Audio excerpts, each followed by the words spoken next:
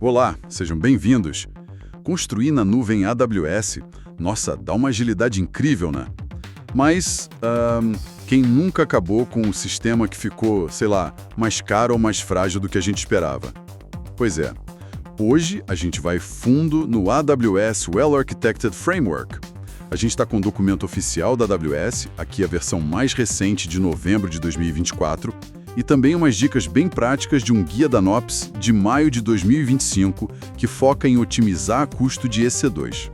A ideia aqui é destilar a essência desse framework, entender as melhores práticas, claro, mas principalmente as trocas, sabe? As decisões que a gente toma ao desenhar na AWS.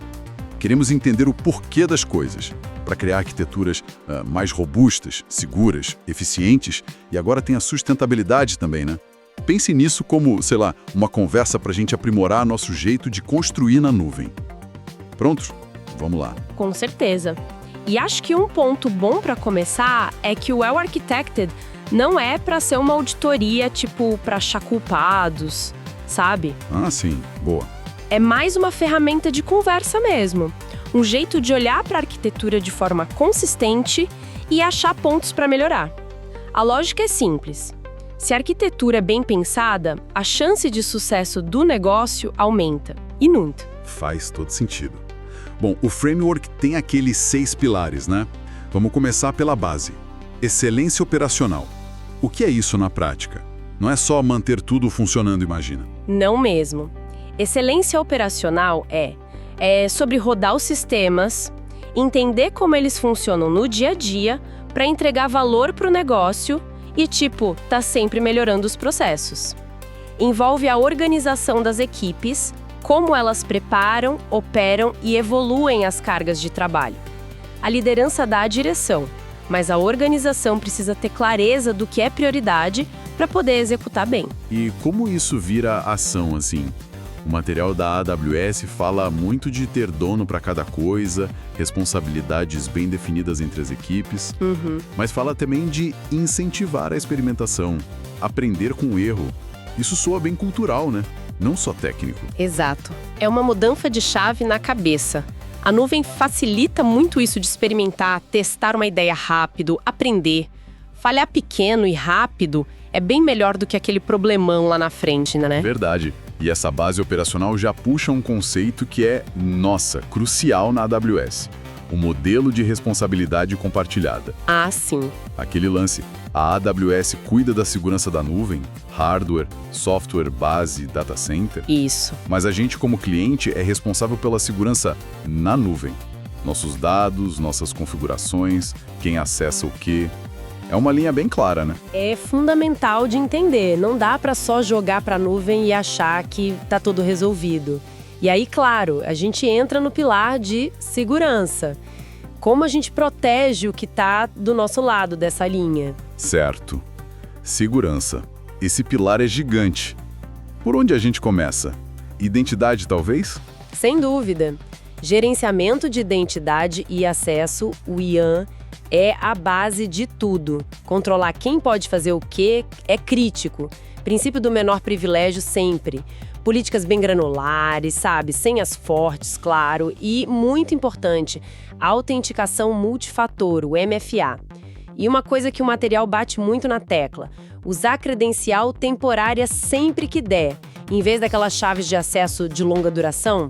Se vaza uma chave daquelas, nossa, o estrago pode ser enorme. E vaza, né? A gente sabe que vaza. Credencial temporária é um ótimo ponto. Um detalhe que evita uma dor de cabeça gigante depois. Beleza, controlamos o acesso, mas como a gente sabe se tem algo esquisito rolando? Aí entra a detecção.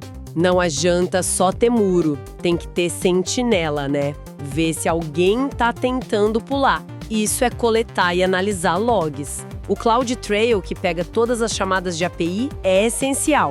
Logs dos serviços também, tipo S3, RDS. E aí entram ferramentas como o CloudWatch para monitorar e o GuardDuty. O GuardDuty é bem interessante porque ele usa uma inteligência para ficar procurando ameaça e comportamento estranho nesses logs, de forma contínua. Então, controle de acesso, detecção e a infraestrutura mesmo.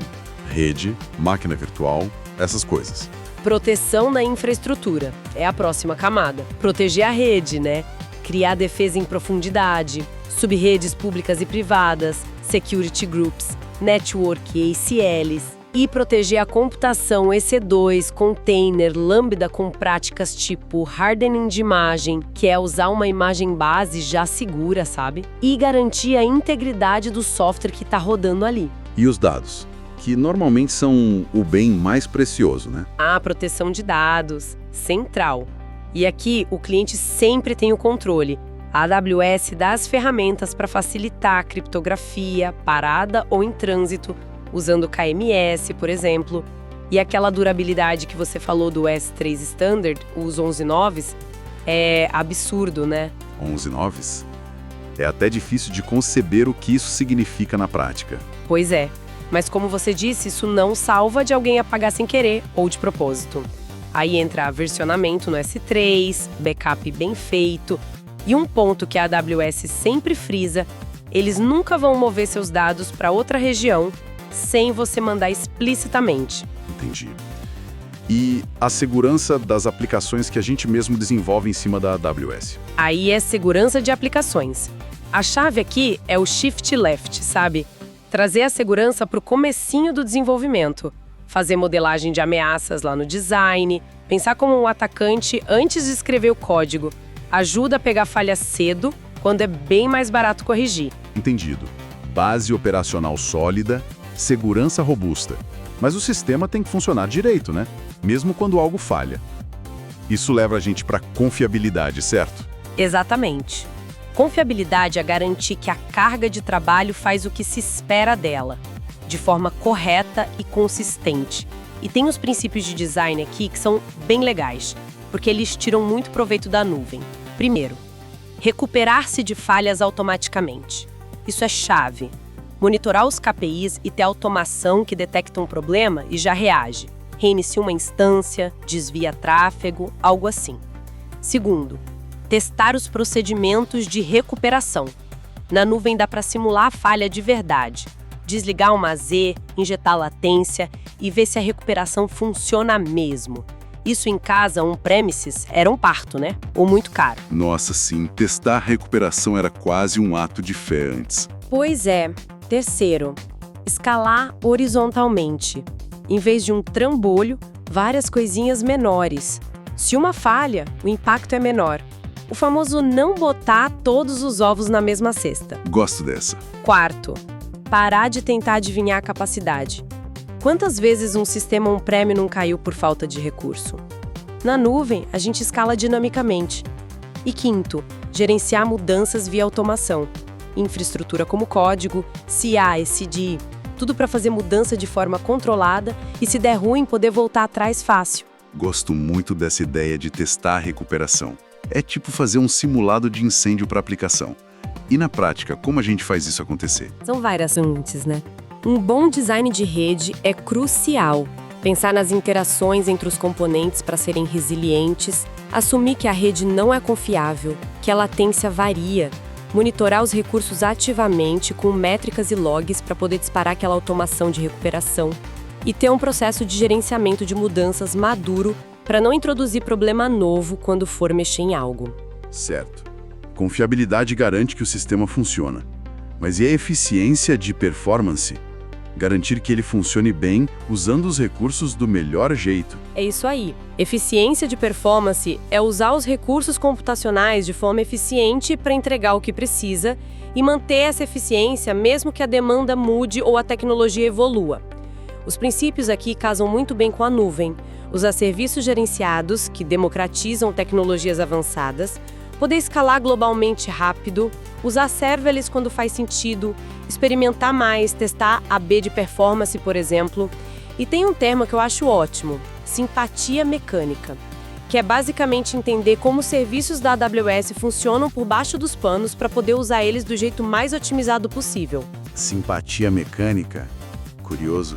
Isso quer dizer que não basta escolher o serviço certo, tem que entender como ele funciona? Precisamente. E para isso, você precisa de dados. Coletar e analisar métricas de performance é essencial, CloudWatch para Metric Log, o X-Ray para rastrear uma requisição passando por vários serviços, que, aliás, ajuda muito a debugar problema operacional também. Ah, sim. Ferramentas assim são indispensáveis para achar gargalo. A decisão tem que ser baseada em dado, não em "eu acho que". E, olha, nunca subestima o impacto da rede, tá? Latência, banda, tudo isso afeta a performance que o usuário percebe. Performance e custo geralmente andam juntos, ou pelo menos deveriam, né? Isso nos leva a um pilar que dói no bolso de muita gente: otimização de custos. Quais são as ideias principais aqui? A custos. O objetivo é claro: conseguir um máximo de valor pelo menor preço sem gastar à toa. Os princípios são bem diretos. 1. Implementar gerenciamento financeiro na nuvem, ou FinOps. Tratar custo como uma disciplina contínua na organização, não um projeto que acaba. 2. Adotar um modelo de consumo. Pagar só pelo que usa, quando usa. O exemplo clássico: desligar ambiente de dev e teste fora do horário. O guia da AWS fala que isso pode economizar até 75% nesses ambientes. É muita coisa. 75%? Uau! Pois é. 3. Medir a eficiência. Quanto custa entregar X? Acompanha custo por transação, por usuário, algo relevante para o negócio. 4. Parar de gastar em trabalho pesado e indiferenciado. Deixar a AWS cuidar do data center, do hardware e focar no que diferencia seu negócio, usando o serviço gerenciado. 5. Analisar e atribuir despesas. A nuvem dá uma visibilidade incrível de custos. Usar tags, alocar custos para os times, para cada um poder ver e otimizar o seu. Esse ponto do FinOps como disciplina é importante mesmo. Não adianta otimizar uma vez e largar mão. E como entram as dicas do guia da NOPS sobre a C2 nisso? Parecem bem mão na massa. Encaixam perfeitamente. Aplicam esses princípios direto no EC2, que quase sempre é uma parte grande da conta, né? O guia da NOPS reforça: escolher o tipo de instância certo, tem centenas. O guia destaca as instâncias Graviton com processador ARM, que podem dar até 40% mais performance por dólar para muita coisa. Isso liga direto com eficiência e custo. Fala também das instâncias Flex, para quando você não usa CPU e memória na mesma proporção, e as de computação acelerada para IA, ML. Escolher o modelo de preço certo. Além do on-demand, que é flexível, mais caro, usar savings plans ou instância reservada para carga de trabalho estável dá um desconto bom. E as instâncias Spot. Ah, Spot. Aquele desconto de até 90% chama a atenção, mas tem o risco da AWS pegar a instância de volta, né? Parece bom para umas coisas, meio assustador para outras. Exatamente. É o exemplo perfeito do trade-off, da troca. Spot é incrível para carga de trabalho que tolera falha. Processamento em lote, renderização, alguns testes. Mas você tem que preparar sua aplicação para lidar com a interrupção. Agora, para um banco de dados de produção, talvez não seja a melhor ideia, a não ser que você tenha um esquema de failover muito, muito bom. Entendi. E o framework da AWS complementa isso, falando da importância de ter governança de custos, monitorar proativamente com o AWS Budgets, o Cost Anomaly Detection para pegar susto rápido, otimizar armazenamento, tipo usar S3 Intelligent Tiering, definir política de ciclo de vida e fazer right sizing direto, ajustar o tamanho das instâncias, dos discos, porque realmente precisa, olhando os dados do Cost Explorer, as dicas do Trusted Advisor. É um trabalho que não acaba nunca, pelo visto. E temos mais um pilar, o mais novo: sustentabilidade. Como ele se encaixa nisso tudo? Parece ter a ver com eficiência e custo, né? Totalmente conectado. Sustentabilidade na nuvem é sobre diminuir o impacto ambiental do que a gente roda lá. E os princípios refletem essa conexão. 1. Entender seu impacto. Usar as ferramentas para estimar a pegada de carbono da sua aplicação. 2. Maximizar a utilização. Usar as instâncias de forma eficiente. O exemplo do framework é ótimo. Um servidor a 50% de uso consome bem menos energia do que 5 servidores a 10%. Desligar o que está ocioso é chave aqui de novo. Faz sentido. 3. Usar hardware e software mais eficientes. Ficar de olho nas gerações novas de instância, como as Graviton que a gente falou, que geralmente são mais eficientes em termos de energia. 4. Usar serviços gerenciados e serverless. Serviços que a AWS gerencia para muitos clientes tendem a ter uma utilização de recursos altíssima, o que é bom para o planeta. Pensa em Fargate, Lambda, S3 com o ciclo de vida movendo dado para histórias de frio que gasta menos energia. 5. Reduzir o impacto downstream. Pensar em como a aplicação afeta o dispositivo do usuário final. Dá para fazer algo que exija menos dados ou menos processamento lá na ponta? Interessante essa visão mais ampla. E a escolha da região da AWS onde a gente roda as coisas também pesa nisso, né? O material fala disso. Com certeza. Regiões diferentes usam fontes de energia diferentes. Algumas são mais verdes que outras. Escolher a região certa pode impactar a pegada de carbono, além da latência e do custo, claro. É mais uma peça nesse quebra-cabeça da arquitetura. Falamos dos pilares, princípios, práticas. Mas como a gente junta tudo isso? Como aplica o Well Architected no dia a dia? O material fala de um processo de revisão. Sim, a revisão é o Architected. Como a gente falou lá no começo, a ideia é ser uma conversa focada, não uma auditoria de dias. Geralmente leva algumas horas. O objetivo é achar risco crítico, área para melhorar, sem caçar as bruxas. O ideal é fazer em momentos-chave, quando está desenhando, antes de ir para a produção, depois de uma mudança grande. E tem ferramenta para ajudar nisso, imagino. Tem sim, a AWS Well Architected Tool, lá no console mesmo. Ela te guia por umas perguntas baseadas nos pilares, ajuda a documentar como está a sua aplicação hoje e já aponta os riscos com base nas respostas. É um ótimo jeito de começar essa conversa de revisão. E essa revisão, ela se conecta com aquela ideia de evoluir, lá do pilar de excelência operacional. Parece um ciclo, né? Exatamente. É um ciclo contínuo. A revisão acha o que melhorar, a evolução é o processo de fazer essas melhorias acontecerem. Isso envolve coletar feedback dos clientes, das equipes internas, fazer análise pós-incidente para aprender de verdade com as falhas e não só consertar, mas entender por que aconteceu, ter um processo de melhoria contínua rodando e, super importante, compartilhar o que foi aprendido para outros times não tropeçarem na mesma pedra. Aquelas revisões de prontidão operacional, ORRs, para garantir que está tudo ok antes de lançar, também fazem parte desse ciclo. Nossa, exploramos muita coisa hoje. Fica bem claro que desenhar sistemas bem arquitetados na AWS vai muito além de só escolher serviço A ou B. É um exercício constante de equilibrar requisitos performance, custo, segurança, confiabilidade, agora sustentabilidade também. E tomar decisão informada, né? Usando os princípios, mas sempre pensando no contexto específico da aplicação. Perfeito. E o valor disso não é só técnico, né? Usar o Well Architected ajuda a construir aplicações melhores, mais resilientes, eficientes, seguras, que no fim do dia ajudam a empresa a alcançar seus objetivos de forma mais eficaz e, cada vez mais importante, de forma sustentável. Não é uma receita de bolo, mas é um ótimo mapa para navegar essa complexidade toda da nuvem. Para fechar, então, fica uma provocação para o pessoal que está ouvindo, pensando aí na sua realidade, numa aplicação que você tem ou num projeto que vai começar. Qual desses pilares do Well Architected parece o maior desafio hoje?